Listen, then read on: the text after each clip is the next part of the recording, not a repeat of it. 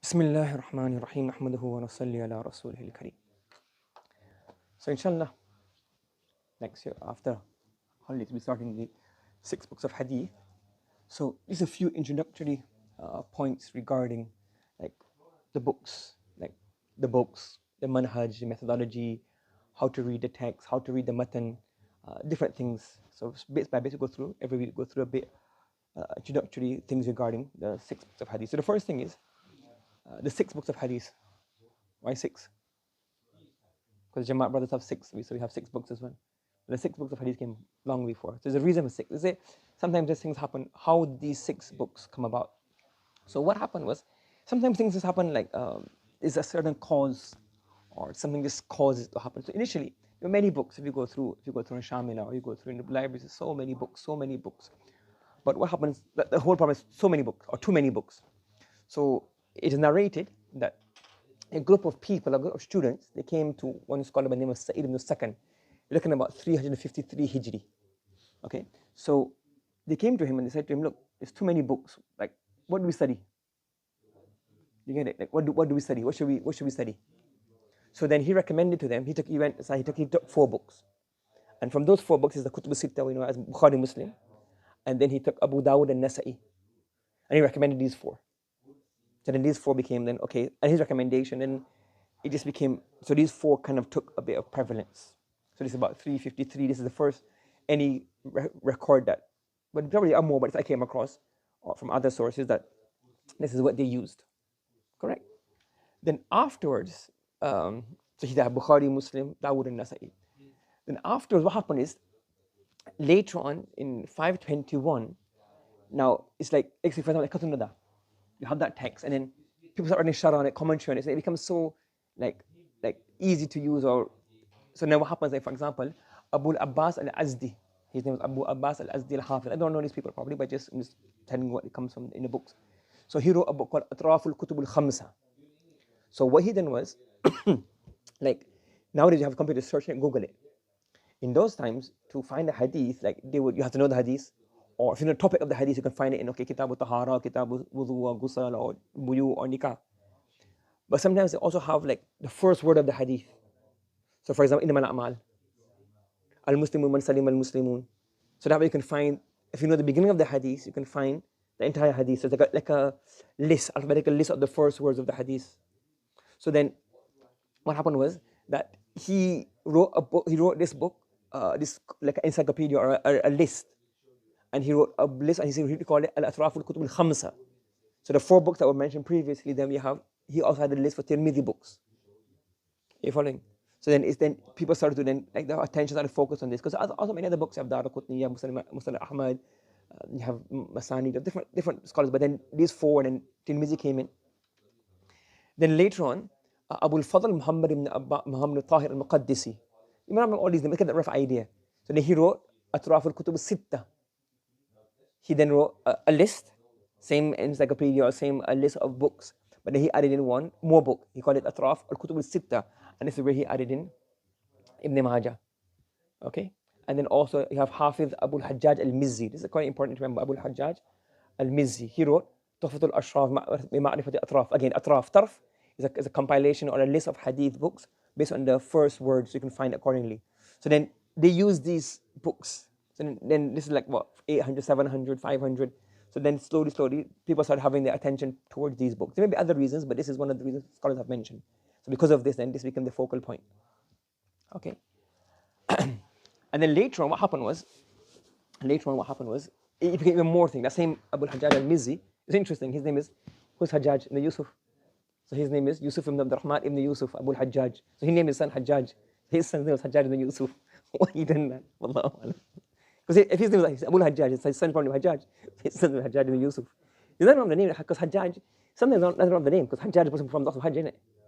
But police don't name their children that because it's that connotation of, Yazid. Yazid is actually a Sahabi's name. Yazid is the name of a Sahabi, but because Yazid ibn Muawiyah, who was involved in the, or who ordered the attack on Hussein, people wouldn't name their child Yazid. Even if I know that's the name Lut, he's a prophet, but you seldomly find anybody naming the children Lut. Wallahu alam. So anyways, he wrote a book called Tahzibul Kamal. Now, in Tahzib al-Kamal, this is one like a very important book. But Tahzib al-Kamal is a book of ruwa, narrators. And in this book, which 6 books did he choose? Kutub al-Sitta. So he has a whole encyclopedia or biographies of the narrator of the 6 books. So then if you want, like, if I have Abu Musnad of Ahmad, then I have to go and find like many other books to find, okay, is this narrator authentic? Is it not authentic? Do you understand? If I like Daraqutni or the other books, yes. So you have to go and find that narrator. Now what he's done? He's made it really easy. The 6 books they have what? It's called Tahzib al-Kamal. So in there he's mentioned all the narrators of these 6 books are found in there. So now if you want to find any nowadays it's very easy because we have footnotes. So people have footnotes and information from these books put in the footnotes. Before they don't have the footnotes. So then you have a hadith, Shafi and Malik and Nafi'. So okay, who's Nafi'? Well, they would know Nafi', for example. So you have to go and look in the book. Now, what if Nafi' would be in a book? Let's say, for example, Shafi could also be in a book. But let's say, for example, you have a not so common narrator. And then where do you find him? How do you find out about him? You get it? So you have to look in many other books. But now in Tahzib al-Kamal, you have these 6 books. So now it became easy to use these 6 books. Are you following? Yes? And then Hafiz ibn Hajar rahimahullah, who is the Sharih and the commentator of Bukhari, Fathul Bari, many works on Hadith. So he wrote Tahzib al-Tahzib, which is basically what? The Tahzib is abridgment or a summary or just taking out the main points of the Tahzib al-Kamal. So Abu al-Hajjaj al-Mizzi rahimahullah, he wrote Tahzib al-Kamal, and in there you have the 6 books of all the narratives of the 6 books. But it's quite long. If you go and Google it, it's about this many volumes, the new print. It's a good print, but it's quite big, this much. And Tahzib is about 2 or 3 volumes, this much. I think, or 4 volumes, you have it this much. So much easier to do. So now again, it becomes a lot easier to use. And then these 6 books, and so these kind of factors, so it's not that these books are like very, very sacred. Obviously, Bukhari, Muslim are very good. But the Sunan, they have their own khususiyat and their own specialities. But there are probably other books as well which have, but some people chose these books for a reason they were really good. And then the ulama started focusing towards it. For example, like Nahw, there's so many books of Nahw. But what happens, everybody's focused on the Qatun Nada or the Alfiyya ibn Malik. In Tafsir, all the ulums, either Baydawi or Jalalain, because they're very short. It's just the other books have khususiyat as well. People don't use Nasafi. It's just Allah's taqdeer, Allah's good qabul. So the books are good, I'm not saying not, but like this is the kind of the circumstances behind which people then what do you say here? Not pivoted, but it went directed toward these 6 books. So what are the 6 books? The Bukhari, Sahihain, Bukhari and Muslim. Then you have the 4 Sunan. What does Sunan mean in Sahihain? We'll go through that as well, inshallah. So the 4 books are the Sunan. You have Nasa'i, Abu Dawud, Tirmidhi, and then at one point earlier there was, well, the 6 books, was it Ibn Majah or was it Imam Malik? Now you have to remember that Imam Malik came. I'll discuss that later, inshallah. Okay, so you have 6 books. Now these 6 books, they have 2 kind of names, we call them. One is called As-Siha or Sitta. What does Siha mean? Plural of Sahih, and Sahih means authentic. And other people refer to as the Kutub Sitta, the 6 books. Now both is fine, but you have to, when you're using the terms, understand what it means. Because when it says Siha or Sitta, it means 6 authentic books. Now Taghlib is mean what? Based on the majority. So the majority of the ahadith in these 6 books, majority of them, collectively, like all of them, they are either Sahih or qabilun lil ihtijaj, meaning they're either Sahih or Sahih li ghayrihi, meaning the majority of them are acceptable. So most of, 95% of Bukhari and Muslim are ittifaq with the Sahih. Then a lot of most of Nasa'i is Sahih. You have in the Majah is probably the weakest. You got a lot of other stuff.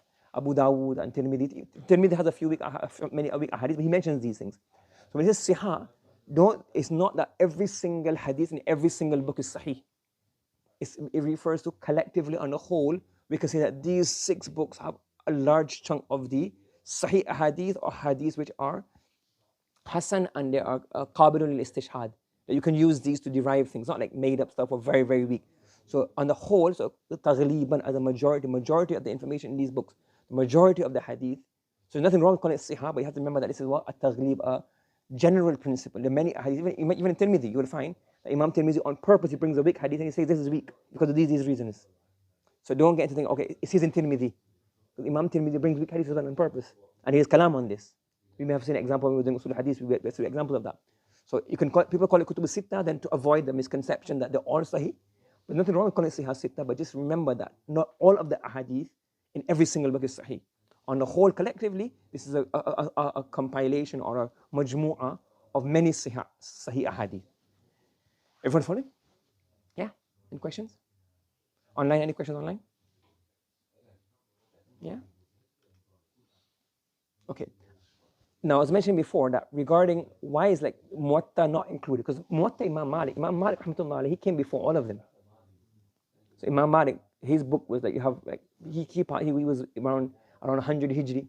So his hadith are way before Imam Bukhari's hadith. So obviously, the less chains, the more authentic.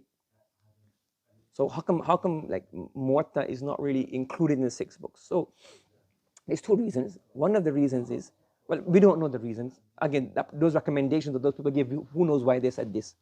But one of the later ulama, some of the later ulama have said that some of the reasons why the Muwatta is not in the Kutub al-Sitta, is not be one of those, is because 2 reasons. There's a lot of additional stuff in Muwatta apart from a hadith, like the fatwa of the Sahaba, of the Tabi'in, etc.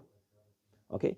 And along with that, all if not majority of the ahadith in Muwatta of Imam Malik, which are used for ahkam, are already found in Bukhari and Muslim.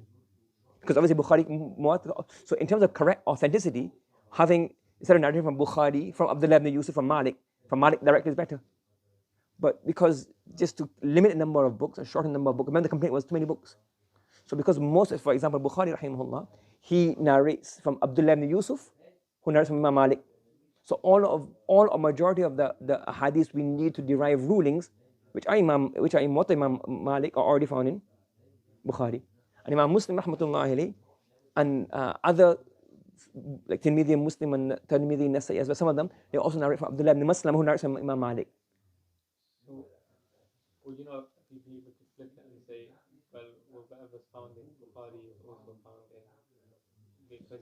You could, but then Bukhari has plus more. So Imam Muwatta has got a hadith, which is Sahih, and he's got other stuff, but it's less, and Bukhari's got more, so because Bukhari encompasses it. This assumption, so then it's well, if you study Bukhari, you're going to have that anyways. Now Ibn Majah, well, why Ibn Majah? He's got so many he's even got a few fabricated hadiths in Ibn Majah. Well, because it gives us more a variety of information. If you had Muwatta, it's already all in Bukhari and Muslim anyways, the ones that we really, really need for discussing the fiqh, ahkam, etc. This is the opinion of some of those later scholars. So this is why the Muwatta is not classified. It's not that it's not Kutub al-Sitta, but Asahul Kutub, because the chain of a Muslim, Malik is very less. It's sometimes 3 to 4 people, and Bukhari is as many as 6 sometimes. But it's not that it's not being included in Sihah Sitta because of it being Sihah. The problem is because of the fa'idah, maybe that it's already in Bukhari Muslim. Just these 6 will give us a more comprehensive overview. You may have, for example, you may have some other books which, for example, like for example, you have a Musnad of Humaydi, for example, a Musnad of a teacher of Bukhari. So one less chain, but it's already in Bukhari. So they say, well, you can't study everything. So that's why they chose. That's why we assume that they may have chosen these 6.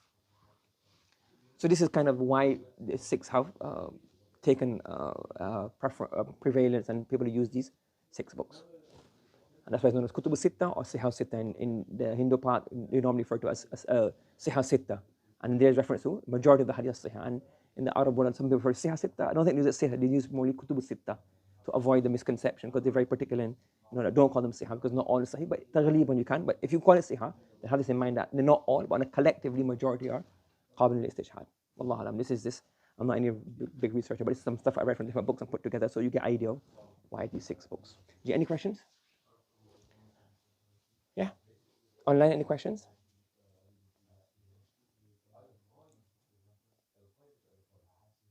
No? Okay, so that's why. Inshallah, every week we'll go through a few points that we need to have before we start the Kutub al-Sitta, inshallah. Make dua, Allah accept. It's a hard task.